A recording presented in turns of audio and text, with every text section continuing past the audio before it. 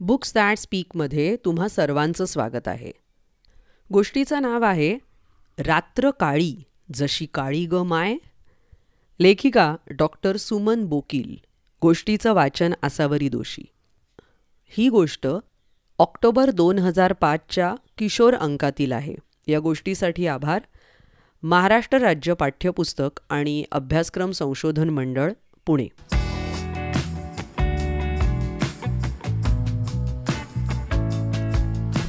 सकाळ झाली. कोवळी किरणे खिडकीतून आली. त्यांनी पिंटूच्या गालाला हळूच स्पर्श केला. पण एवढ्या स्पर्शाने का पिंटू उठणार होता? आईने उठवलं तरी स्वारी कुरकुरत 15-20 मिनिटांनी उठते. आज तर त्याने कमालच केली. पिंटू म्हणाला, मी नाही शाळेत जाणार. आईने विचारलं, का रे बाबा?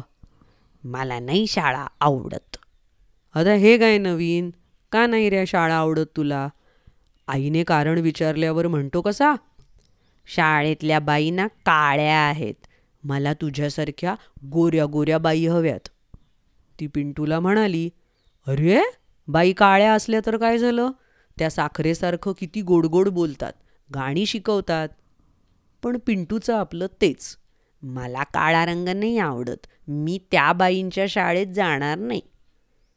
पिंटूच्या मनात काळ्या रंगाविषयी कुठून कशी अढी बसली होती कुणास ठाऊक. आई त्रासली, म्हणाली, बुडली शाळा तर बुडली, कुठे त्याच्या नादी लागायचंय. ती आपल्या कामाला लागली. पिंटू रडता रडता परत झोपी गेला. पिंटूच्या स्वप्नात त्याची आवडती पांढरी शुभ्र संगमरवरी दगडाची कृष्णाची मूर्ती आली. ती मूर्ती हसत होती, पावा म्हणजेच बासरी वाजवत होती.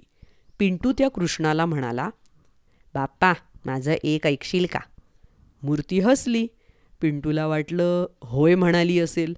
मग परत तो म्हणाला, असं कर, तो काळा रंगच नाहीसा कर, तो काळा कुट्ट अंधार, मला तर भीतीच वाटते त्याची. बायजाबाईचं ते काळं कुट्ट पोर, काळ्या काळ्या बाई, मला नाही आवडत. माझा मित्र दिन्या कसा गोरा पान आहे, त्याची बोटं लाल लाल. मूर्ती आपली हसतच होती. पिंटूला वाटलं ऐकलं आपलं. तो उठला. त्याने खिडकीतून निळभोर आकाश पाहिलं. तो शुभ्र प्रकाश, निळ्या निळ्या आकाशातला पांढरा पांढरा ढग. त्याने तर टाळ्या पिटायलाच सुरुवात केली. तो सशाला घेऊन नाचायला लागला, गाऊ लागला. मनात म्हणाला, हाश, गेला एकदाचा काळा रंग. पिंटूने आपली पाटी घेतली. अरे ही तर पांढरी झाली. पांढऱ्या पाटीवर पांढऱ्या खडूने कसं लिहायचं? पिंटूने बाबांनी दिलेले रंगीत खडू काढले. त्याने 4च्या आकड्याचा कावळा हिरव्या रंगाने काढला. पांढऱ्या रंगावर हिरवा रंग छान दिसू लागला. पिंटू म्हणाला, काव काव, तुझा रंग मी हिरवा केला, अगदी मिठ्ठू मिठ्ठू पोपटासारखा. माझी कपिला आता काळी नाही, ती आता निळी निळी. त्याने कागदावर निळ्या खडूने एक मोठा वेडावाकडा गोळा काढला. ही माझी निळी गाय. कागद हातात घेऊन पिंटू नाचू लागला. एकदम तिथे असलेल्या आरशाकडे पिंटूचं लक्ष गेलं. तो घाबरलाच. त्याच्या डोक्यावरचे काळे केस सशाच्या केसांसारखे पांढरे झाले होते. अरे, किसनाने काळा रंग घालवला तर माझे काळे केसही पांढरे केले. माझ्या डोळ्यांवरच्या भुवया पांढऱ्या, पापण्या पांढऱ्या, सगळं पांढरं. पिंटूला भूताची गोष्ट आठवली. बाप्पा मी भूत. पिंटू ओरडला. तो मोठ्यांदा रडू लागला. आई धावली. तिने त्याला उचलून घेतलं. काय झालं रे? बाप्पाने मला भूत केलं. अरे भूत कसलं? आणि तू कुठे भूत आहेस? माझा पिंट्या किती छान आहे बघ. आईने पिंटूला आरशासमोर धरलं. बघ बरं. पिंटूने आरशात पाहिलं तर काळेभोर केस. त्याने डोक्याला हात लावला. माझे केस पांढरे नाहीत, काळेच आहेत, तो आनंदाने म्हणाला. आई म्हणाली, मॅग, काळे काळे केस किती छान छान आहेत ना? पिंटूने मान हलवत म्हटलं, हो आई, केसांचा हा काळा रंग छान असतो. हो ना. आता हे बघ, तुला पाऊस आवडतो ना? तो पाऊस काळ्या ढगातूनच पडतो. पांढऱ्या ढगातून पाऊस पडतच नाही.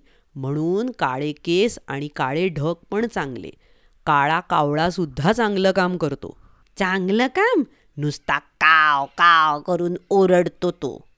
अरे नाही रे, रस्त्यात कुणी खरकटं टाकलं, घाण टाकली तर कावळे ती सर्व उचलून नेतात. काळ्या अंधारात राक्षस असतो ते? नाही रे, राक्षस बिक्षस कुणी नसतं.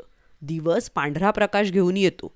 तुला शाळेत जा, शिक असं म्हणतो, काम कर, खेळ असं म्हणतो आणि रात्र अंधार घेऊन येते.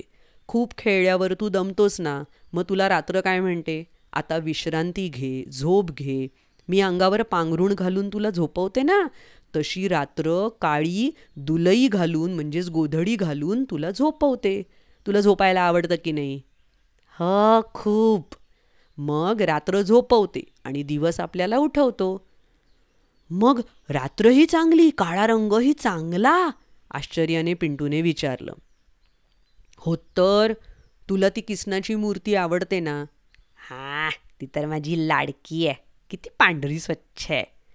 हो, ती पांढरी आहे, पण त्या पांढऱ्या दगडामुळे ती पांढरी आहे. पण खरा कृष्णाचा रंग सावळाच आहे. हं? खरंच आई? मला आवडतो तो किसना सावळा आहे? पिंटूने आश्चर्यचकित होऊन विचारलं. हो. मग सावळा रंग मला आवडेल. किसना काळा असला तरी मला आवडेल, पिंटू हळूच म्हणाला. मग काळ्या बाई पण आवडल्या पाहिजेत. त्या छान छान गोष्टी सांगतात. मग जाशील ना शाळेत? हो. बायजाचा पोरगा काळा म्हणून त्याला ढकलणार नाहीस ना? नाही, पिंटू खाली मान घालून म्हणाला. अरे सगळेच रंग चांगले. पांढरं दूध जसं चांगलं ना, तशी नाचणीची पेजही पांढरी नसली तरी चांगली. त्यात मीठ जिरं घातलं की चांगली लागते. ती शरीराला पण चांगली असते. खूप पॉलिश करून पांढरे केलेले तांदूळ शरीराला ताकद देत नाहीत. हं, नुसतं वरून पांढरं दिसण्यामध्ये काय मजा? आतून चांगलं म्हणजे उपयोगी हवं. काळी काळी माती कसं हिरवगार शेत देते ना आपल्याला. शेतात मला आवडणारा ऊस पण असतो, आंब्याची झाडं असतात, पिंटू म्हणाला. मग काळी माती का बरं वाईट?